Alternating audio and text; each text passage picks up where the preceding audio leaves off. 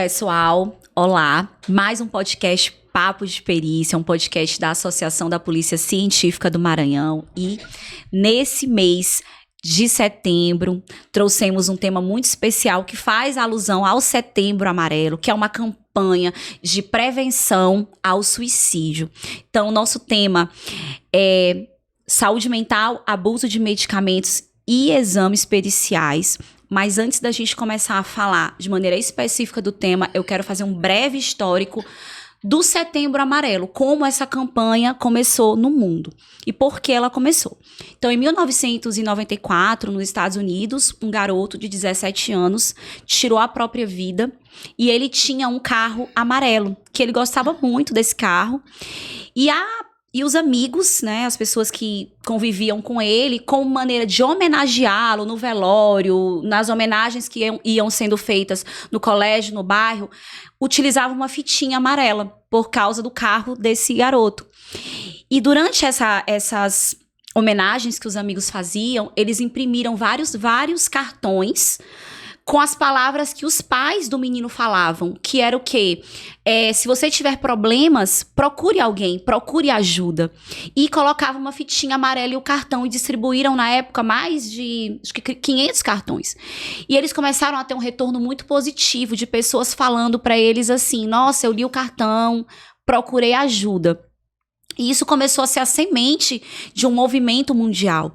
Então ele chegou no Brasil depois de ter iniciado aí nos Estados Unidos, e a gente tem um apoio do CVV, que é o Centro de Valorização da Vida. Então, só para vocês entenderem um pouco do contexto, porque a gente chama a gente traz a cor amarela, né, a essa campanha. Então, para falar um pouquinho sobre esse assunto, a gente trouxe a Vanderly, que é a farmacêutica legista, que já participou do nosso podcast. Então, Vanderly, se apresente para a gente realmente começar a falar um pouquinho sobre saúde mental, abuso de medicamentos e um pouco dos exames periciais. Olá, eu sou a Vanderly, farmacêutica legista, trabalho no Instituto Laboratorial de Análises Forenses, onde a gente recebe, né, as matrizes, né, e também fluidos, né, com as substâncias que normalmente são utilizadas em suicídio. Então, vou falar um pouquinho da nossa experiência nesses exames também. Vamos falar quem é Vanderly, gente, porque a Vanderly já participou de um podcast, mas quem não assistiu o primeiro podcast, que foi... Quem quiser assistir, a gente falou sobre a atuação do farmacêutico na perícia criminal. Vanderly, fala um pouco da tua atuação como farmacêutica, um pouquinho da tua história dentro da perícia, como você escolheu a perícia, como você chegou ao cargo que você tem hoje. Eu sou porque sempre, gente, histórias inspiradoras, porque muitas pessoas que assistem ao podcast são pessoas que querem fazer concurso. Eu sei que esse é o maior público, porque eu vejo meu termômetro é o Instagram. Então eu vejo as pessoas que realmente me procuram particularmente, e também o Instagram da Apotec, pessoas que querem buscar um pouco de conhecimento da área pericial, geralmente voltadas para concurso e para se inspirar, para motivar, ver como é que é a rotina, né? A nossa rotina. Então fala um pouquinho, Vanderly. Eu sou farmacêutica desde 1999. Faz um tempinho, né? Então, eu sempre atuei na área hospitalar, farmácia hospitalar. Importante falar, gente, porque o tema de hoje tem a ver com hospitalar, né, Vanderly? Hospitalar. Até hoje ainda atuo também na área hospitalar. Nós duas. Então, mas eu sempre tive um sonho de ser perita criminal. Então, nunca desisti. Entrei na perícia já aos 39 anos. E, assim, hoje é o que eu mais gosto de fazer na vida, atuar na perícia criminal. Eu fiz concurso. Era um concurso para 3 vagas, a princípio, passei. E hoje trabalho no Instituto Laboratorial de Análises Forenses, onde a gente analisa substâncias psicoativas, drogas, fluidos biológicos, alimentos, águas, animais. Então, a gente tem uma variedade bem grande de análises que a gente faz, né?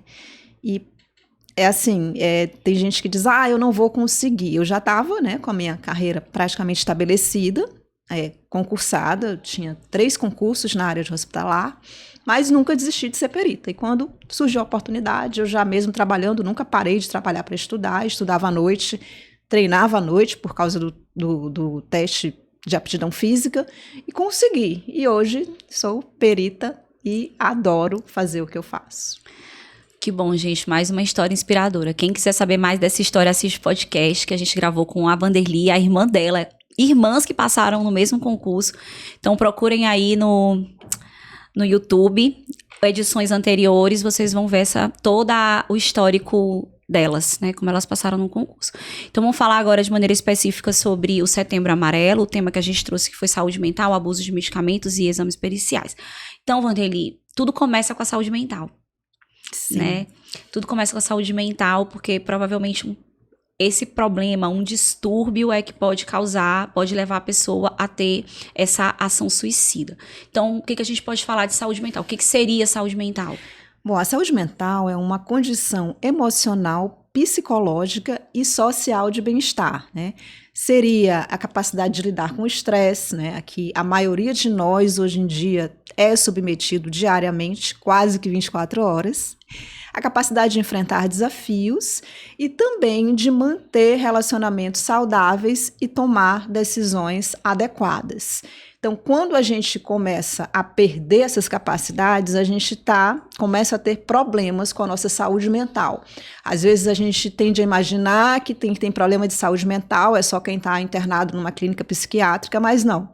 Esses pequenos problemas, essas pequenas capacidades que a gente vai perdendo ao longo do tempo, se a gente não corrigir, vai chegar um momento em que pode chegar a uma ansiedade, a uma depressão, ou até mesmo, dependendo de outros fatores predisponentes, a uma esquizofrenia. Realmente, eu estava fazendo até aqui uma reflexão, porque eu estava hoje... Aliás, eu quase todo dia vou no Mateus, né, tomar café da manhã, e eu fui tomar um café da manhã ontem, e a Caixa estava me dizendo, né, por acaso, conversas ali de Caixa, ela está dizendo que ela estava com transtorno de ansiedade, e que estava com problema porque ela não sabia como fazer, porque os medicamentos deixavam ela muito dopada, ela não conseguia trabalhar e ter atenção suficiente, e se ela não tomasse, ela começava a ter taquicardia e o transtorno voltava. Então, gente, assim, realmente uma coisa que está presente em todos os ambientes. E quando a gente decidiu fazer o podcast, aí eu falei, meu Deus, eu tô no supermercado aqui, tomando café da manhã e ouvindo um relato que realmente é real. E nós duas, vamos falar, eu e Vanderly, somos farmacêuticas. Também eu sempre fui da área hospitalar desde que eu entrei em 2005. Então, quem tá na área hospitalar, e hoje a gente na área de segurança, a gente lida no nosso dia a dia com esse problema. A gente que trabalha aí em hospital, gente, tanto os profissionais da saúde, que são pessoas que são muito pressionadas, a gente pode falar também disso, né, Vanderly? Porque, gente, a maioria dos peritos, vou falar aqui do Maranhão, são farmacêuticos e, né, também atuam aí nessas áreas. Então, como é que é isso para o profissional da saúde? Ele acaba tendo uma pressão bem maior, né? Do que outros empregos, né? Gente, não desmerecendo, mas eu falo assim, de maneira proporcional, eu acho que quem tá na saúde, a pressão é muito grande, né? Porque você tá lidando com vida, você tá lidando com prazo, se você não arrumar o medicamento agora o cara morre, enfim. Além da gente ter que cuidar do outro, a gente tem que lembrar que, primeiro, cuide de você, não é isso? O profissional da saúde, não só falando dos farmacêuticos, mas em geral, normalmente tem uma carga de trabalho muito grande, às vezes sai de um plantão, vai para outro, eu digo que passa em casa rapidamente, né? E tem a pressão dentro do trabalho, porque todos nós lidamos com vidas humanas, tem a questão de você estar sempre exposto ao trauma das outras pessoas, que de certa forma aquilo acaba te abalando um pouco, querendo ou não, por mais que você já esteja acostumado às situações. Então, a gente vê, infelizmente, muitos casos de profissionais que se tornam dependentes emocionalmente de medicamentos para conseguir levar a vida adiante, né? Você falou do exemplo lá da menina do Mateus. Se eu não tomar o medicamento, eu não consigo trabalhar por conta da crise de ansiedade. E se eu tomar o medicamento, eu fico sonolenta, Aí ela tava nesse dilema, conversando, gente, sobre esse dilema. Aí eu fiquei, gente, é bom falar, nós não somos psiquiatras, não somos psicólogos, apesar de eu ter feito quase a metade do curso de psicologia, mas não somos psicólogas. O podcast, ele fala muito da nossa experiência pessoal, da nossa percepção. Então, a gente não tá aqui nem pra querer aí falar de um tema que nós não temos conhecimento Dominamos. profundo, é mais realmente a nossa experiência e conversar um pouco sobre o tema e chamar a atenção para o tema que é o objetivo do Setembro Amarelo, né, Vanderly? A gente não quer aprofundar aí, não, gente, não né, temos na parte, como aprofundar. não temos como. Então, a gente vê muito dentro da área da saúde, profissionais da saúde que são dependentes emocionais de medicamentos, que tomam para sair da ansiedade, para sair da depressão, para ficar acordado, para aguentar uma carga de trabalho muito grande, plantão atrás de plantão, e isso prejudica demais a saúde da pessoa. E é uma coisa que vai aumentando. Por quê? Ele começa com uma dose pequena. Só que, à medida que ele vai usando aquele medicamento e que ele torna aquele uso de modo contínuo, o organismo ele vai se adaptando, é o que a gente chama de tolerância. Então, essa tolerância leva à necessidade de doses cada vez maiores daquele medicamento, que podem chegar a doses tóxicas e até fatais. Então, é um problema realmente grave. Às vezes a pessoa, ela morre devido ao uso de um medicamento, mas a intenção dela não era se suicidar. Ela morre porque ela chegou a uma dose tão alta que aquele organismo não consegue depurar aquele medicamento e acaba se tornando tóxica ao ponto de ser fatal. E Vanderly, falando, como eu falei para vocês, da nossa experiência, considerando que muitos peritos são da área da saúde, o acesso é algo que faz com que isso aconteça muito com esses profissionais, porque eles têm um acesso facilitado, apesar de todo o controle, gente. Dentro dos hospitais existe um controle muito rigoroso com esses com esses medicamentos que a gente chama realmente de medicamentos controlados. Mesmo assim, eles conseguem burlar e fazer esse uso abusivo, né, Vanderly? E a gente vê muito isso dentro do hospital, inclusive, a gente veio fazer o podcast, vou até falar aqui logo sobre isso. Eu, como perita, gente, de local de crime, que fui mais de 10 anos em local de crime, eu fui em um local em que um médico, ele teve esse consumo abusivo de substância, que foi o Propofol. Então, a gente encontrou ele dentro de um quarto, na verdade, um quarto de hotel, e dentro da mochila dele tinha muitas ampolas de Propofol e a gente encontrou ele dentro do banheiro. Na realidade, é o que acho que deu um spoilerzinho agorinha, não necessariamente seria um suicídio, mas uma autoeliminação involuntária que a gente chama. Então, ele, provavelmente por uma overdose do medicamento, ele foi a óbito. Não que ele entrou ali para morrer, ele entrou para ter os efeitos de euforia, né, ou anestésicos daqueles medicamentos. Às vezes para fugir da realidade. Para fugir da realidade, que é o que ela tá falando, da saúde mental. E ele acabou morrendo. Isso, eu tô falando de dezenas de casos que acontecem, porque você vê muito dentro de hospital, principalmente médicos e enfermeiros que trabalham em centros cirúrgicos UTIs, e UTIs que têm esse acesso. Então, a gente tem que ter muito cuidado dentro de hospital para perceber quando tem algum profissional que já está fazendo esse uso, né? Esse uso abusivo. Porque esse profissional, na realidade, ele precisa de ajuda. Isso, eu até dei uma palestra essa semana lá no hospital onde eu trabalho sobre isso. Ele precisa de ajuda. Ele às vezes não tem o apoio em casa, porque em casa muitas vezes ele já é criticado porque ele trabalha muito às vezes para manter a casa. Então ele precisa de ajuda. E o que a gente vê muito nos casos que a gente sabe que o profissional da saúde morreu devido ao uso, recente a gente teve um caso lá no Socorrão, é que todos os colegas dizem, mas a gente sabia que ele era viciado, a gente sabia que ele usava, mas ninguém nunca orientou ou conversou com o chefe daquele profissional para que ele procurasse um apoio psicológico que normalmente tem dentro dos hospitais, né? O Serviço de Saúde do Trabalhador conta com profissionais especializados, mas tem muito também o estigma, né? O medo do estigma, de se abrir com uma pessoa e ser criticado porque ele utiliza os medicamentos, o medo de sofrer punições. Então, essas pessoas, na realidade, elas precisam de ajuda. E não de punição. Por isso, esse que é o objetivo do Setembro Amarelo. Amarelo. Tipo, desmistificar isso. E como eu contei pra vocês a história, né, dos porquê Setembro Amarelo, porque é necessário pedir ajuda. Às vezes, ele tentou usar aquela substância pra curar um problema que ele estava tendo, né, sei lá, ou uma depressão, um transtorno de ansiedade, não sei. E ele usou um medicamento e acabou, né, falecendo. Então, assim, por isso tem que chamar atenção. Se você vê que tem algum colega passando por um problema, que isso também é uma coisa que as pessoas que convivem podem... Pois é, as pessoas acabam, elas que observam aquela pessoa, que convivem, acabam percebendo. Um caso que aconteceu, ele ia trabalhar todo de preto, jaleco preto, unha pintada de preto, máscara preta, isso, gorro gente? preto. Como assim? Trabalhava na UTI. E aí um dia eu conversando com ele, ele foi pegar médico, eu falei, por que tu trabalha assim? Aí ele começou a sorrir e falou assim, outro dia o paciente perguntou se eu era morte, tinha vindo buscar ele. Eu falei, e tu acha legal ser comparado com a morte?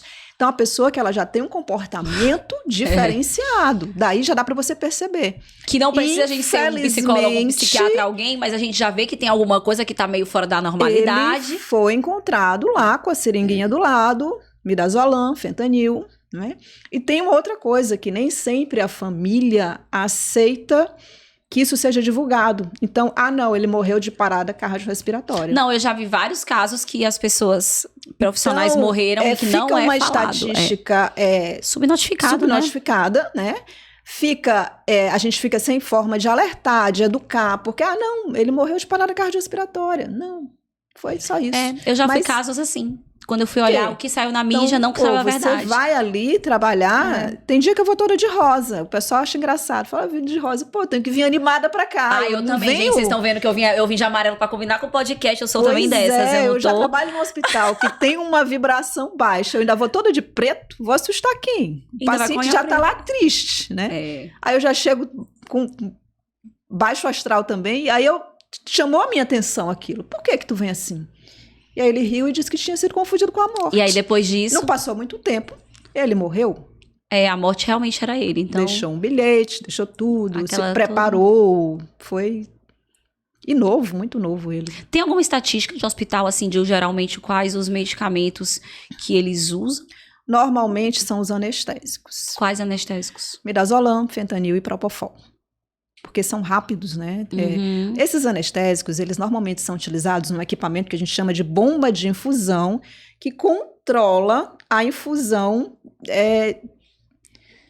de mililitros. Por exemplo, 5 ml por hora. Imagina uma pessoa tomando 5 ml por hora de um medicamento. É bem lento, bem a gotinha, o tamanho da gota. Para manter aquela pessoa normalmente sedada ou com o pré-anestésico. E aí a pessoa pega 5 ml desse medicamento e aplica direto na veia. O tamanho do efeito que vai fazer. Esses medicamentos, eles causam parada cardiorrespiratória quando são utilizados de forma inadequada. Então, por isso, eles são restritos a hospitais e são utilizados ou em anestesia, né, na pré-anestesia, sob os cuidados do anestesista, ou em UTI, sob o cuidado do médico intensivista. Então, a pessoa pega um medicamento desse, e outra coisa que facilita muito o profissional da saúde é ele achar que ele conhece o efeito do medicamento e que não vai acontecer nada com ele. Aí eu vou aplicar devagar e não vai acontecer nada. E acontece, tanto é que a gente tem vários casos aí, né? E um caso que a gente pode falar, né, famoso, foi o caso do cantor Michael Jackson, que o ápice, né, que levou ele à morte foi o uso do propofol. Eu vou só dar uma... A substância que provocou a crise fatal foi o propofol. Então, 1h30 da manhã, o médico dá a Michael um comprimido de 10 miligramas de diazepam. Diazepam, comprimido, ele estava querendo dormir, né? Tinha insônia. Tem que explicar que, na verdade, Michael Jackson, ele tinha uma insônia. Tinha uma insônia. E ele estava tentando dormir... tomando todos os medicamentos para conseguir dormir. Que decorrente também já de desvios aí, digamos, na saúde mental, né? Devido à ansiedade, talvez. Aí tem os problemas de base que não eram tratados, né? Pois que não eram tratados, que a gente não sabe. Pois ele estava tentando tratar um sintoma de algum problema que de ele base. Já devia ter. Né? Que era a insônia. Então, às 1h30 da manhã, ele tomou um comprimido de diazepam 10 miligramas, né? Que é o suficiente para uma pessoa que não tem dependência a medicamentos dormir. Não funcionou, porque ele era dependente já de medicamentos sedativos. Então, o organismo é como se... É a tolerância que eu falei, você vai precisando de uma dose cada vez maior para ter o mesmo efeito. Então, 2 horas da manhã, meia hora depois, ele tomou lorazepam injetável, 2 miligramas, outro sedativo, também na mesma classe dos benzodiazepínicos, né? 1 hora depois, 3 horas da manhã, ele continuava acordado. Que desespero, Então, meu Deus do céu. recebeu na veia, 3 horas da manhã, o midazolam, que já é mais potente e que é um desses que é para ser utilizado em UTI ou é como adjuvante de anestesia, né? Então, aí ele tem uma ação no sistema nervoso central e no centro respiratório muito forte. Ele pode causar, né, uma depressão respiratória quando injetado na veia. 5 horas da manhã, não dormiu, tomou de novo lorazepam. 5 horas da manhã, né? Ainda não tinha dormido. Claro, ele não dormiu. Doido. Então, 7h30 da manhã, quinta dose, mais 2 miligramas de midazolam.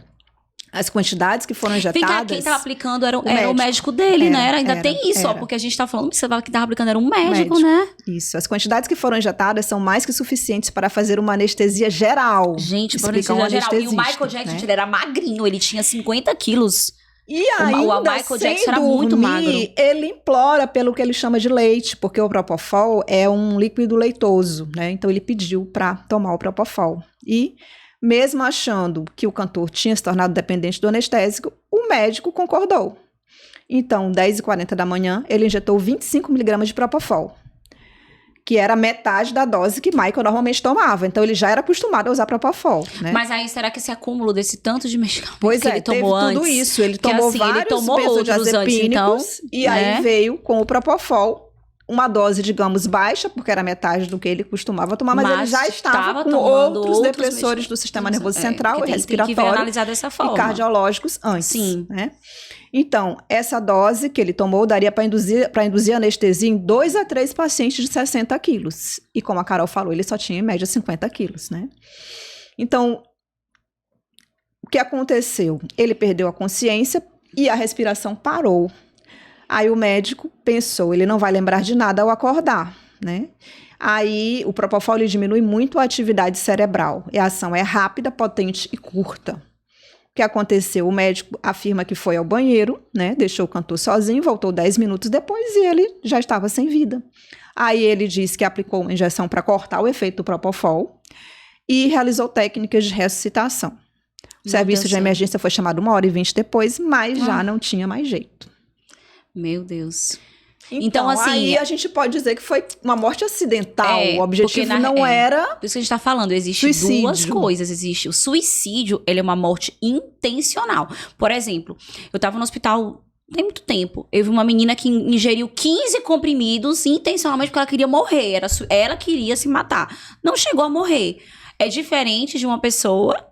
Tipo Michael Jackson, nesse caso específico aí, que ele queria era dormir, mas o uso que foi indevido do medicamento, por algum motivo, foi indevido, porque senão ele não teria morrido, ele morreu. Então são duas situações bem diferentes que a gente tem que compreender. No caso dessa menina, ela tomou comprimidos. Então, aí tem alguns recursos que se usa, lavagem gástrica, uso do adsorvente, carvão vegetal. Agora, ele tomou 3 injetáveis. Lorazepam, midazolam e Propofol. E mesmo assim, por um médico, pra você ver, como ainda assim arriscado, porque foi por um médico. Só que também tem que lembrar que ele tava em casa. Em casa, então, sem o suporte. Sem o suporte, né? Um suporte. Então, também até isso é algo gravíssimo. Gravíssimo. Que acontece.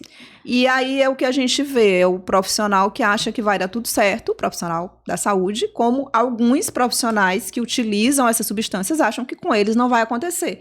Usam, às vezes, para fugir ali momentaneamente daquele estado de depressão, de ansiedade, de estresse. Usam, às vezes, para conseguir uma euforia rápida, mas estão sujeitos, principalmente quando o uso é por via injetável, a ter uma parada cardiorrespiratória sem reversão, porque normalmente eles usam escondido, trancado no banheiro, às vezes na própria instituição, como já houveram casos de profissionais que faleceram dentro da instituição de trabalho utilizando medicamentos psicoativos. Sabe o que eu lembrei agora falando dessa questão, porque eu lembrei de Michael Jackson essa semana passada, gente, eu acho. Aliás, começo de setembro. O Safadão, Wesley Safadão, ia fazer um show em São Luís, né?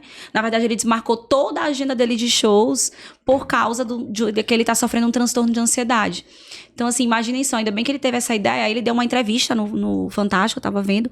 Então, assim, pelo menos ele teve aquela inteligência de expor a situação pro público, porque medicação, aí começa, aí a pessoa não dá atenção para aquele transtorno que tá inicial, e vai chegar o momento que vai acontecer igual o Michael Jackson da vida. Começa naquela pressão, não, eu tenho show, não posso parar, eu não posso parar. Então chega um momento, a gente tem na realidade que parar um pouco diariamente, respirar fundo, ouvir uma música, fazer uma caminhada, qualquer coisa, gente, porque a nossa mente, normalmente, ela não para. E isso vai levando a esses distúrbios, ao estresse, a gente querer dar conta de tudo, e tá sempre correndo, e tá sempre alerta.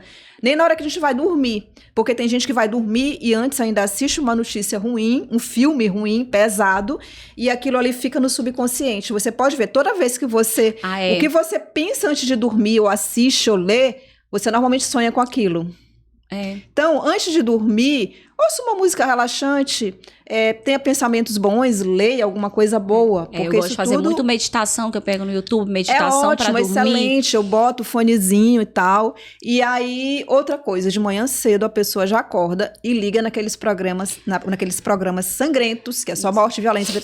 Não, você já começa o dia assim. E, gente, vamos falar aqui que quem assiste tá podcast... falando de saúde mental. Não, e eu tô falando assim, a gente que... Você imagina quem é perito, quem já assistiu podcast, eu sempre fui de local de crime. Vocês assistem na televisão e a gente que olha toda hora. Então, eu também tive que desenvolver muito essa questão da meditação guiada por causa desses casos aí de ir pra muito homicídio. Então, eu não conseguia desligar. Aí, tu vai pra um homicídio. Aí, aquela cena horrível. Daqui a pouco tem outro. Daqui a pouco tem um acidente com vítima fatal. Daqui a pouco... vai uma atrás da outra. E tu não consegue, naquele plantão de 12 horas ou de 24 horas, parar. Então, assim, tem que começar quando você chega em casa, esqueça. Vai fazer coisas que lhe deem prazer. Se você tem filho, vai brincar um pouco com seu filho. Não deixe também ele só no celular. E procure se desligar. Da porta para dentro de casa, não tem. Eu sou perita, trabalho no hospital de urgência e emergência, onde também a gente vê muita coisa ruim, mas meu marido é policial, mas dentro de casa a gente não conversa sobre essas coisas, porque ali é o momento que a gente tem para, digamos, limpar um pouco a mente. Vai lavar uma louça, se concentre na louça, não vai lavar a louça pensando. Atenção plena, desenvolver atenção plena naquilo que você está fazendo. Todo. Ouça uma música que você gosta, bote num clipe agradável. Aí você chega em casa, ainda liga, vai assistir só coisa ruim. Não tem complicado, condição. Não tem como manter uma saúde mental. Faça uma caminhada rapidinho, tem um cachorro, vai levar o cachorro para passear. Gente, é difícil, eu isso falo, porque tudo, eu também tenho isso. A gente tem que ir fazendo aos poucos para se adaptar. Que eu falo por mim mesma. Tem dia que a gente não consegue desligar. Eu desligar minha mente, meu Deus do céu. Mas essas meditações são muito boas para você botar antes de dormir e ouvir dormindo, pronto. Aquilo ali vai ficando no seu aí podem fazer isso no plantão, que dá certo. Vai melhorando. Bota assim 5 minutos, uma meditação guiada, e daqui a pouco tá super light. Pois até para você lidar com os estressados que não conseguem fazer isso. Porque quando você tá com uma saúde mental, qualquer coisa você reage. Você vive num estado reativo. Eu já fui muito assim. Muito mesmo. Hoje em dia eu tô mais light. Falei ainda agora do caso que eu arquivei a conversa. Falei, não vou discutir. Aí eu arquivo a conversa. Eu também tô assim, gente. Eu tô assim. Eu arquivo.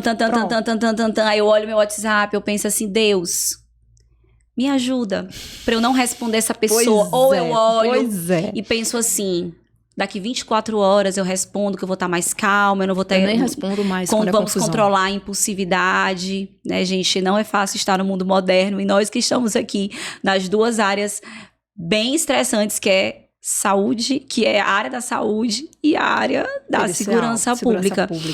E também, gente, a gente vê muito caso, como eu tô falando, a gente tá falando da experiência da gente, de suicídio policial, né, gente? Eu fui num caso, assim, que um dos casos, aqueles casos que marcam a carreira da gente, e eu tenho certeza que foi por um impulso, né? A pessoa tirou a vida, né? Durante aí um fim de um relacionamento, e tirou a vida. Talvez até porque a gente tem essa facilidade de ter o porte de arma, né? De ter uma arma. Até para ter uma arma, a gente tem que pensar que a gente tem que ter um equilíbrio muito grande, porque no impulso desse, você tira a sua vida. Então é bem complicado. E sabe, falando contigo, eu anotei uma situação aqui que eu já até coloquei no Instagram, e eu sempre falo, quando a gente entra num voo, a aeromoça diz, em caso de despressurização, máscaras cairão sobre sua cabeça. Aí ela fala, coloque primeiro a máscara em você e depois ajude o outro. Então, eu tenho muito hoje essa filosofia na minha vida.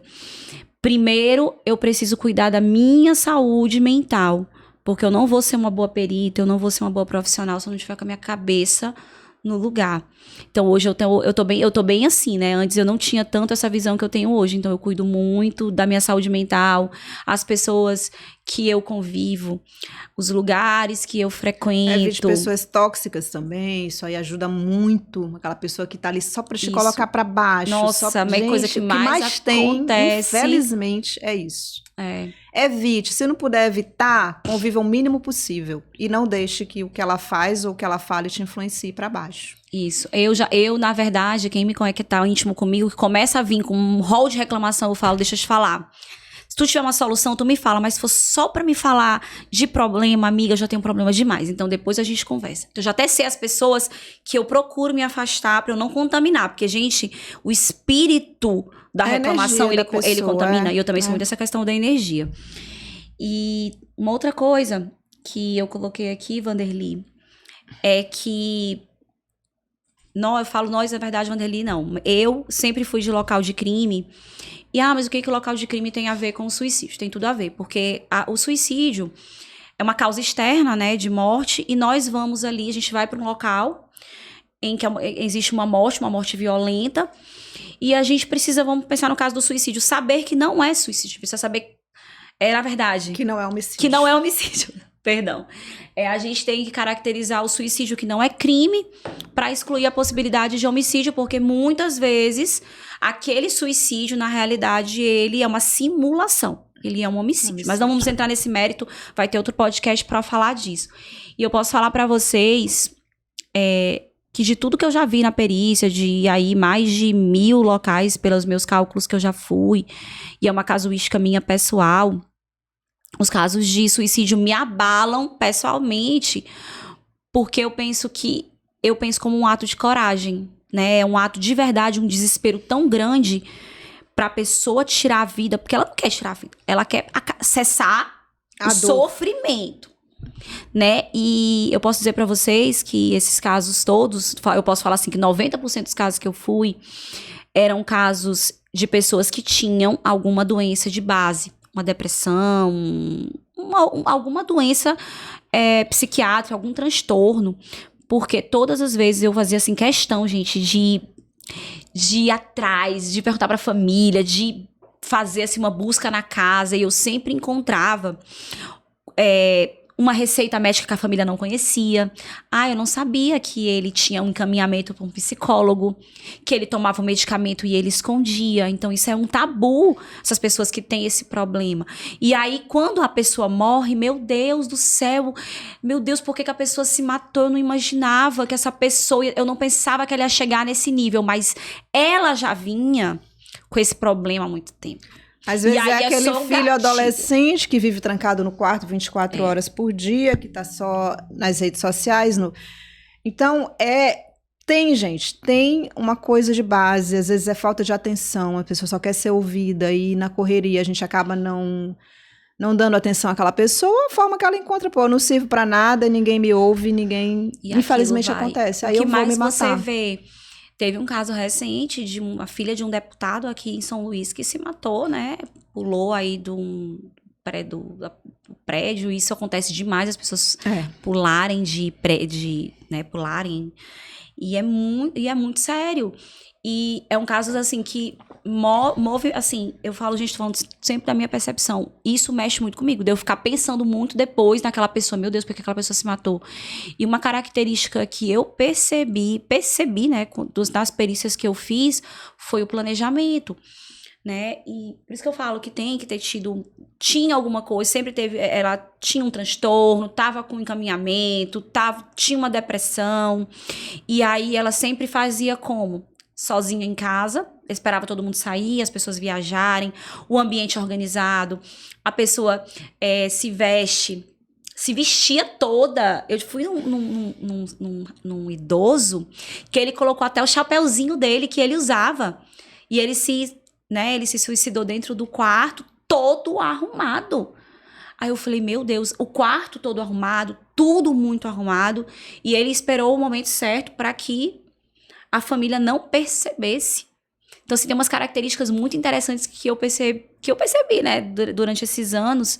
E a questão também da carta. Sempre a pessoa vai deixar uma carta dizendo o motivo, na verdade, o gatilho que levou ela a cometer o suicídio e, que eu digo, encaminhamentos. A pessoa dá os encaminhamentos da morte dela. Olha, tem um dinheiro na poupança que eu quero que você dê pra fulana de tal. O meu carro é pra dar pro meu filho. Gente, coisas assim que a gente pensa que são inacreditáveis Planejado, mesmo. né? Muito planejado, muito bem arquitetado. Eu fui um rapaz que ele saiu da casa dele, foi pro outro lado da cidade, num imóvel que ele tinha. Tudo muito, muito planejado. Ele montou todo o sistema de forca, gente. Então, ele pegou uma escada, ele subiu no telhado, ele amarrou a corda. Tudo isso a gente analisa quando vai fazer a perícia, para confirmar se é suicídio. E fez tudo, deixou a carta, deixou vários objetos, todas as recomendações para a família após a morte. Pede desculpa, mas que ele não aguentava mais viver. Então, assim, na minha casuística, existe sempre um padrão muito claro desse suicídio. E uma delas, que quem estiver ouvindo, é a pessoa estar sozinha. Então, a pessoa que ela já tá com uma doença de base, uma pessoa que tá ali dizendo que já tentou suicídio de uma outra maneira, essa pessoa ela não pode, em momento algum, ficar só. Porque provavelmente ela vai conseguir concretizar esse plano, né, que é tirar a própria vida. Então, só quis relatar um pouquinho pra vocês, muitas pessoas gostam de saber dessas histórias e também pra alertar. Porque, às vezes, a gente pensa assim, a pessoa não vai se matar. Gente, a pessoa vai se matar. Essa situação, ela só ameaçou pra chamar atenção, não. Ela pode, sim, cometer um ato suicida. E ela tá só esperando o momento certo, ela tá só planejando na cabeça dela como é que ela vai fazer. E geralmente começa no momento em que ela estiver sozinha dentro de casa. E aí foi o que o Vanderlei também estava falando. Que isso também tem a ver com a gente tá falando da campanha do Setembro Amarelo. As pessoas precisam ser ouvidas. As pessoas precisam ser ouvidas, ser vistas, tem que ser tratado esse problema, né? Porque são esses tratamentos desses distúrbios, passam por medicamentos, por sessões aí, de vários, na verdade, de vários profissionais.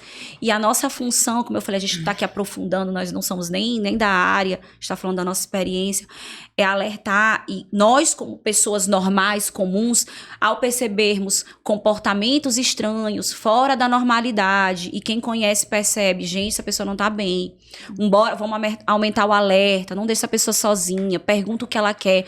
Às vezes ela quer ser ouvida, às vezes só a pessoa falar de uma angústia que ela tá, ela pode melhorar, a gente pode fazer com que ela não tenha o impulso suicida. Então, a gente também fala muito essa questão, né, nesse intuito mesmo desse alerta. E o que mais, Vanderlei? Vamos falar vamos falar agora realmente de medicamentos. No caso, vamos falar um pouco do exame que acontece no Instituto Laboratorial Forense.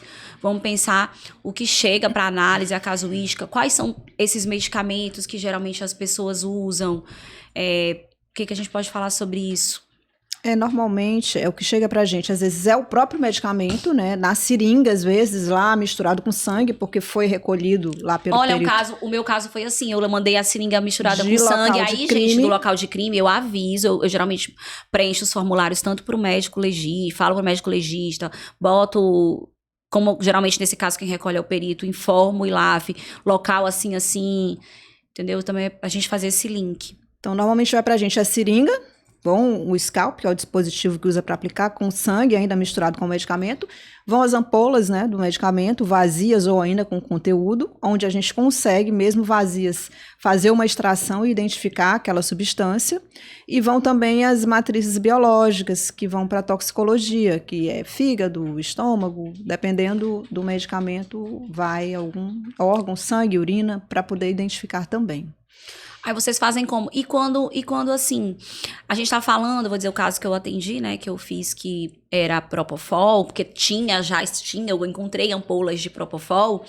Então vocês já vão direcionadas, porque já sabe. A gente faz a extração daquela Vanderly, ampola e identifica mas, aquela por exemplo, substância. o que acontece muito, a gente nem sabe do que a pessoa, né, que medicamento foi. Às vezes a gente não encontra lá no local, não tem nenhum blister, nada, mas a gente já suspeita. Aí vai para toxicologia e aí a gente pede 4 classes de medicamentos: benzodiazepínicos, barbitúricos, fenotiazínicos.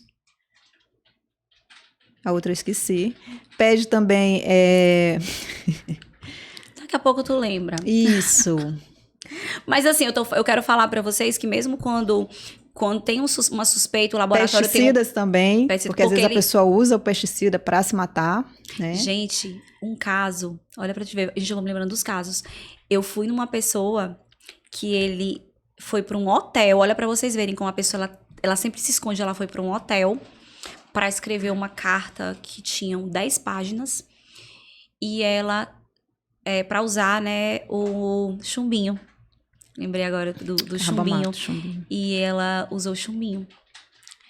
Então, e aí reforça a questão que eu falo pra vocês da pessoa querer estar isolada e a pessoa falar, a pessoa contou toda a vida dela nessa carta. Tudo, desde a infância, tudo.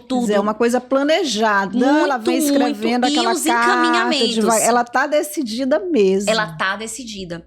Então, a pessoa... de um jeito ou de outro, ela tá vendo só como ela vai fazer.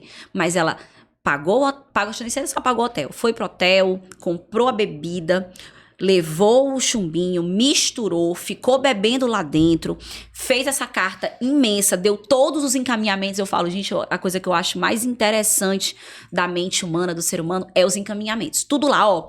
Isso aqui é pra família, a família deixou, gente, até um dinheiro que era pra dar pro dízimo da igreja. Vocês já acreditam?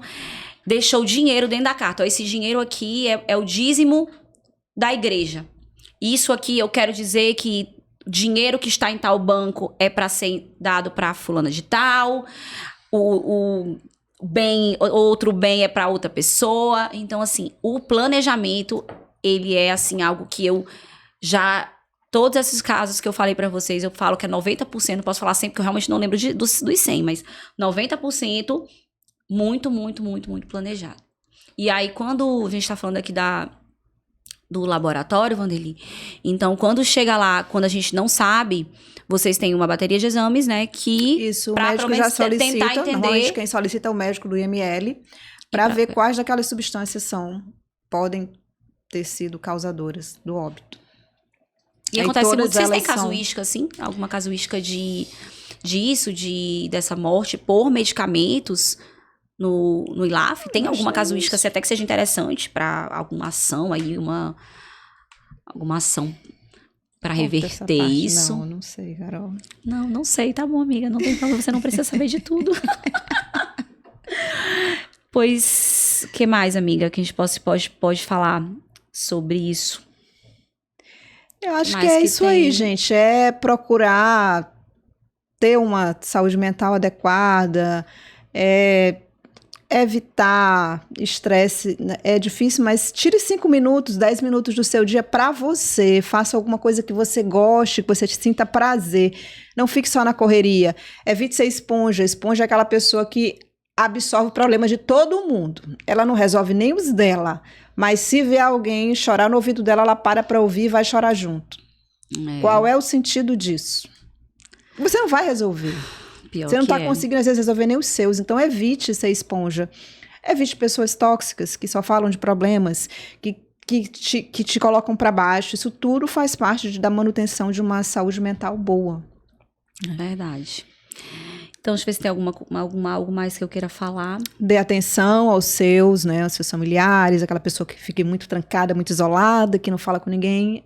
Pode, né? Às vezes é da personalidade da pessoa mesmo ou não, mas às vezes pode ter algum problema por trás disso. Então, é sempre bom avaliar, principalmente filhos adolescentes, né? Que na verdade, é uma das principais causas, às vezes né, a pessoa do está sofrendo jovem. bullying na escola, algum problema, Teve ele uma não menina, fala. E teve aí... uma menina do Pão Açu, parece, que também, gente, eu tô falando casos porque não conheço essas pessoas, tudo que eu vejo nas redes sociais. Ela tirou a vida, né? Não sei se teve alguma relação com bullying, sempre tem alguma coisa relacionada. Então acompanhe, saiba o que está acontecendo com seus filhos. Isso acontece muito. Casos de pessoas mais idosas, normalmente é o abandono por parte da família, a falta de atenção, a falta de quem ter com quem conversar. Isso também pode levar. Por isso que nesse Setembro Amarelo, a questão do apoio, da rede de apoio, gente, uma conversa, um apoio mesmo psicológico, ele vai conseguir reverter essas tentativas. Então, mais uma vez, eu acho que o maior objetivo nosso é na verdade, demonstrar esse apoio à campanha, esse Setembro Amarelo, que realmente é uma causa nobre, que deveria acontecer durante todo o ano. E falar que a gente tem essa atenção com as pessoas que estão com a gente, seja familiares, seja pessoas do nosso trabalho, pertinho da gente, a pessoa tá perto, você tá vendo que a pessoa tá precisando, e às vezes por preconceito, por medo, por vergonha. E esse rapaz que era lá do hospital, ele postou um videozinho, quando eu morrer no meu velório, só vá quem gosta de mim, vai todo mundo de azul. Se for alguém que não gosta de mim, vai ser expulso. Era um videozinho que tava rolando no Instagram e ele postou. Ele era novo, era? Era novo. E se só vai quem tem foto comigo, várias, né? E o povo levou na brincadeira. E de repente? De repente, ele realmente se matou. Ele estava decidido já. As informações que eu tenho, ele criava uma menina, devolveu a menina para a família no Pará, ele programou tudo. Ele era homossexual, assim? Era homossexual, estava passando por processo de depressão. De homossexual, porque a gente já fui em vários casos. Não tinha uma aceitação da família. Eu já fui em vários casos para a pessoa ser homossexual, né? Pois tem aquela aceitação, aí já desenvolveu todo um transtorno por causa disso. E aí ele preparou um almoço para muitas pessoas, convidou uma vizinha, porque acho que ele não queria morrer e ficar lá, né? Para não entrar em estado de decomposição. Então ele fez um almoço e disse, não, tu vai que daqui a pouco tu vem. Fez para muita gente essa comida e quando a vizinha chegou, ele foi encontrado com os medicamentos já sem vida. Gente, ele é louco completamente. Gente, desculpa, eu falo assim. Gente, por favor, falo assim, meu Deus, é muita... Como eu falei, para mim é muita coragem. Porque, meu Deus do céu, assim, o nosso ânimo pela vida é muito grande, né? Então...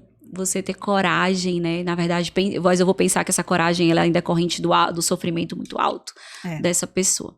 Então é isso, gente. A gente só quis bater aqui um papo mesmo, um podcast bem rapidinho, só para falar, para não passar em branco esse Setembro Amarelo e falar que a gente também apoia essa campanha, não só em setembro, mas durante todo o ano. Então é isso.